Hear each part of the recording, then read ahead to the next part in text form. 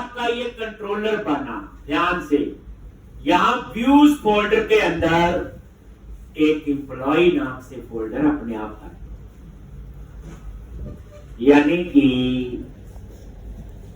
जिस नाम से मैंने कंट्रोलर बनाया व्यूज फोल्डर के अंदर उस नाम का फोल्डर अपने आप बना। अब इस फोल्डर में क्या करना उसके बाद में आप एक बार फिर देखो, पहले मैंने क्या बनाया, मॉडल बन गया जी एम्प्लॉय डॉट CS, फिर मैंने बनाया कंट्रोलर एम्प्लॉय कंट्रोलर, और यहाँ पे जैसे कंट्रोलर बना व्यूज के अंदर उस कंट्रोलर नाम से क्या बन गया, फोल्डर। इसमें काम करने की पूरी हायरार्की है, पूरा स्ट्रक्चर है, पूरी कन्वेंशन है जो हमें फॉलो करनी चाहिए।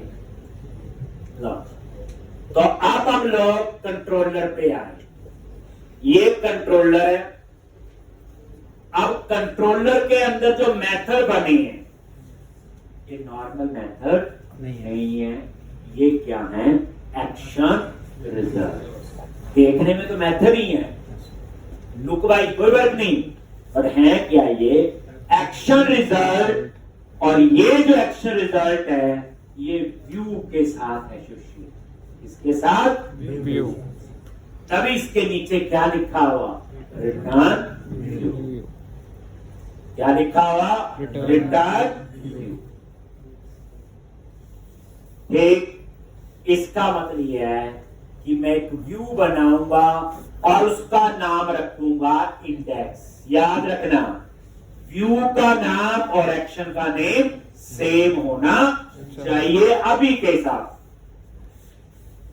व्यू का नेम और एक्शन। ठीक, तो ये देखो, ये क्या इंडेक्स क्या आपका, एक्शन, और व्यू जो बनेगा वो भी हम इसी नाम से बनाएंगे। लेकिन इस व्यू को हम क्या पास करेंगे, क्वेश्चन ये है। डाटा तो बेचेंगे ना, डेटा कहां से आएगा, मॉडल। अब हम यहां पे एक मॉडल क्लास का ऑब्जेक्ट बनाएंगे। ठीक, कैसे बनाओगे, एम्प्लॉय उस क्लास का नेम है, लेकिन इसका नेम स्पेस नहीं है यहाँ, तो क्या करोगे, माउस लेके जाओ और नीचे आ गए यूजिंग वही प्रोजेक्ट का नेम डॉट मॉडल, और ये ऊपर ऐड हो गया ना, ऐड ये लास्ट वाला। ठीक, और यहां पे ऑब्जेक्ट का नेम और न्यू के बाद उस क्लास का कंस्ट्रक्टर, जैसे हम बनाते हैं। ये पुराना जमाना है।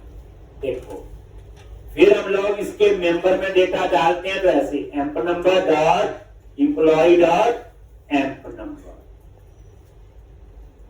एक एम्प्लॉय जो हम लोग C++ में भी ऐसे है, नेम, यहां पे आपने नेम दे दिया,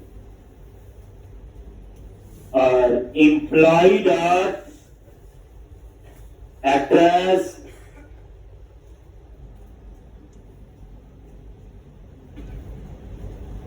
एम्प्लॉय डॉट सैलरी। ये एक तरीका तो ये है कि क्लास का ऑब्जेक्ट बनाओ और उन ऑब्जेक्ट को जो वैल्यू मेंबर को पास करनी कर। ये तो हम C++ में भी ऐसे ही ऑलमोस्ट देखते हैं, एक तरीका ये। लेकिन हम ये वाला यूज, क्योंकि इसमें क्या प्रॉब्लम है, जितने मेंबर उतनी लाइन का कोड लिखना पड़ेगा। ये बात चलता है, ये कोई एरर नहीं है, लेकिन ये पुराना जैसे आप C++ में करते हैं। अब मैं इसको बना दूंगा comment.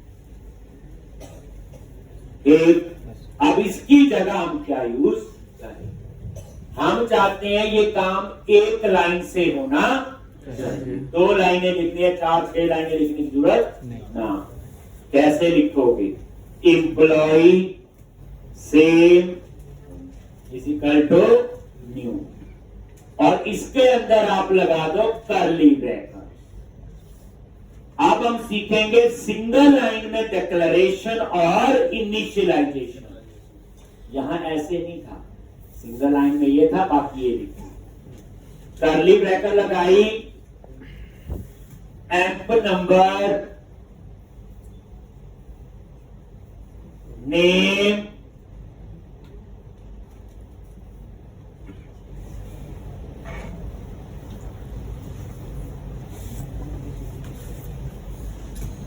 Address,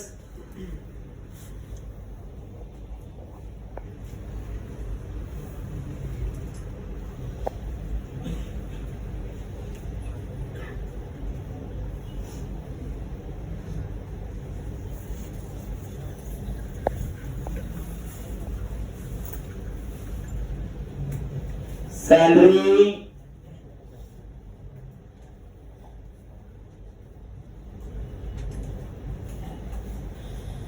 amp number, name, address और सैलरी। ये देख लो, सिंगल लाइन में डिक्लेरेशन और इनिशियलाइजेशन कर दी, जिसके लिए हमें कितनी लाइन ऊपर लिखनी पड़ती है। एक ये वाला तरीका हम ज्यादातर यूज करते। एक एम्प्लॉय न्यू और कर्ली ब्रैकेट में ये सारे मेंबर आपने पास कर। तो हुआ क्या, कुल मिला के बोला जाए मॉडल क्लास का ऑब्जेक्ट बनाए, यही हुआ। उसमें कुछ इंफॉर्मेशन हमने डाल दी। अब इस इंफॉर्मेशन को हम किसको भेजेंगे, व्यू। किसको भेजेंगे, व्यू। ठीक, तो अब आपने क्या करना है, यहां व्यू में दे लिखा रिटर्न व्यू, और उसमें ये पास कर दो जो ऊपर एम्प्लॉय ऑब्जेक्ट। ठीक, अब उसके बाद हम लोग क्या बनाएंगे, व्यू बनाएंगे। क्या बनाएंगे, व्यू। ठीक, और उस व्यू में इस इंफॉर्मेशन को एक्सेस करेंगे, यही तो पढ़ाया था। ठीक, मॉडल कंट्रोलर क्या करेगा, कंट्रोलर की रिक्वेस्ट किसके पास जाएगी, मॉडल, एम्प्लॉय मॉडल है, और उसके बाद वो इंफॉर्मेशन किसको पास होगी, व्यू। लेकिन कर कौन रहा है, कंट्रोलर। दैट्स व्हाई कंट्रोलर क्या हुआ आपका, एक रिक्वेस्ट हैंडलर।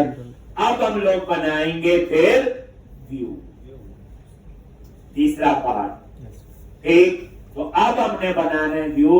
अब व्यूज कहां बनेंगे, व्यूज फोल्डर के अंदर, और ऐसे नहीं कहीं और। व्यूज के अंदर ऑलरेडी कंट्रोलर नाम से फोल्डर बना है, उसके अंदर व्यू बनाएंगे। बड़े सारे काम के लिए कल लाना पड़ेगा। तो कंक्लूजन में बच्चे कहने था, जो आज करवाया ना, आज इसकी प्रैक्टिस होनी चाहिए, पुरानी या बाद में करते हैं।